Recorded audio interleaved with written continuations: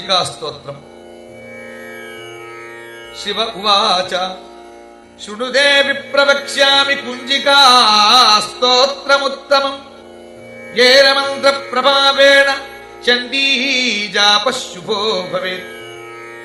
न कवचम् नार्गलास्तोत्रम् कीलकम् न रहस्यकम् न सूक्तम् नापि ध्यानम् च न न्यासो न च पार्चनम्। कुञ्जिकापाठमात्रेण दुर्गापाठफलम् लभेत्। अतिगुह्यतरम् देवि देवानामपि दुर्लभम्।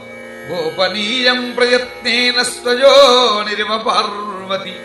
मारणम् मोहनम् वश्यम् स्तम्भनोच्चाटनादिकम् पाठमात्रेण संसिद्ध्येति कुञ्जिकास्तोत्रमुत्तमम्। अथ मूलमन्त्रः। ॐ ऐं ह्रीं क्लीं चामुण्डायै विच्चे। ॐ ग्लौं हुं क्लीं जूं सः ज्वालय ज्वालय ज्वल ज्वल प्रज्वल प्रज्वल। ऐं ह्रीं क्लीं चामुण्डायै विच्चे। ज्वल हं सं लं क्षं फट् स्वाहा इति मन्त्रः। नमस्ते रुद्ररूपिण्यै नमस्ते मधुमर्दिनि नमः कैटभहारिण्यै नमस्ते महिषाब्दिनि नमस्ते शुम्भहन्त्र्यै निशुम्भासुरघातिनि। जाग्रतं हि महादेवी जपं सिद्धं कुरुष्व मे। ऐंकारी सृष्टिरूपायै ह्रींकारी प्रतिपालिका। क्लींकारी कामरूपिण्यै बीजरूपे नमोऽस्तुते। चामुण्डा चण्डघाती च यैकारी वरदायिनी। विच्चे च भजदा नित्यम् नमस्ते मन्त्ररूपिणी। धां धीं धूं धूर्जटेः पत्नी आं वीं ऊं वागधीश्वरी। क्रां क्रीं क्रूं कालिका देवी।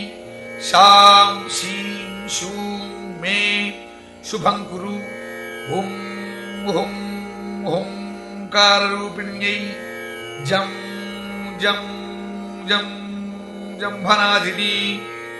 भ्रां ह्रीं भ्रूं भैरवी भद्रे भवान्यै ते नमो नमः। अं कं चं टं तं पं यं शं वीं दुं ऐं वीं हं क्षं।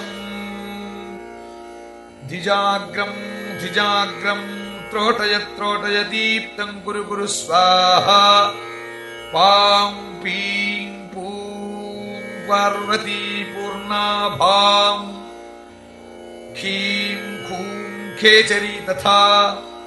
सां सीं सूं सप्तशती देव्या मन्त्रसिद्धिं कुरुष्व मे। इदं तु कुञ्जिकास्तोत्रं मन्त्रजागर्ति हेतवे।